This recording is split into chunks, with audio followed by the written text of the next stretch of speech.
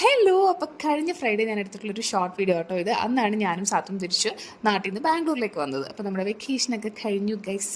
അപ്പോൾ ഇതേ ഡ്രസ്സൊക്കെ ചെയ്ത് പെട്ടിയൊക്കെ പാക്ക് ചെയ്ത്. പെട്ടിയുടെ കാര്യമൊന്നും പറയണ്ട കേട്ടോ, എൻ്റെ ഒരു ഒന്നൊന്നര പെട്ടിയായിരുന്നു. അതിനകത്ത് എന്താണ് ഇത്ര വെയിറ്റ് വരാൻ കാരണം സത്യത്തിൽ എനിക്ക് പോലും പിടിയില്ല. എന്തായാലും അത് ചുമന്ന പോർട്ടോ ചേട്ടൻ മനസ്സറിഞ്ഞ് എന്നെ പ്രാഗിയിട്ടുണ്ടോ, ഈ അലവലാതെ ഇതിനകത്ത് എന്താ കുത്തിക്കയറ്റി വെച്ചതെന്ന് ഓർത്ത്.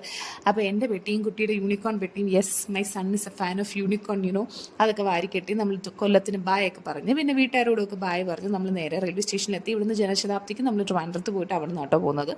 അപ്പോൾ എപ്പോഴും good byes are a little sad അല്ലേ. അപ്പോൾ എനിക്കാണെങ്കിലും വീട്ടുകാരെ മിസ് ചെയ്യുന്നു, വീട്ടുകാർക്കാണെങ്കിലും ഞങ്ങളെ മിസ് ചെയ്യും. പക്ഷേ എൻ്റെ മോന് വലിയ മിസ്സിങ് ഒന്നും ഉള്ളതായിട്ട് എനിക്ക് തോന്നുന്നില്ല. മേ ബി അവന് കളിക്കാൻ ഇവിടെ കസിൻസ് ആയിട്ട് ആരും ഇല്ലാത്തതുകൊണ്ട് ആയിരിക്കാം, ആയിരുന്നു. എന്തായാലും നമ്മൾ ട്രിവാൻഡ്രത്ത് എത്തി. അപ്പോൾ കോഫി ഹൗസിൽ കഴിക്കണമെന്നായിരുന്നു എൻ്റെ ആഗ്രഹമായതുകൊണ്ട് തന്നെ അത് നടന്നില്ല.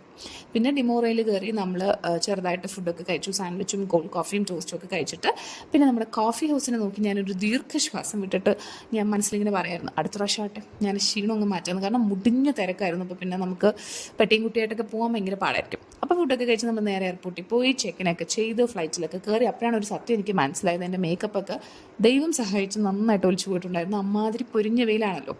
പിന്നെ എങ്ങനെയൊക്കെയോ 1 മണിക്കൂർ ഉണ്ടി തള്ളി വിട്ടു. ഭാഗ്യത്തിന് അവൻ ഉറങ്ങി, അതുകൊണ്ട് കുഴപ്പമില്ലായിരുന്നു.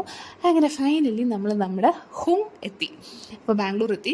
നാട്ടിൽ നിന്ന് വരുന്നതിൻ്റെ വിഷമം ഉണ്ടെങ്കിലും വീടെത്തുമ്പോൾ ഒരു പ്രത്യേക ഫീലല്ലേ. That is life you know. അപ്പോൾ ഓക്കെ, ബൈ.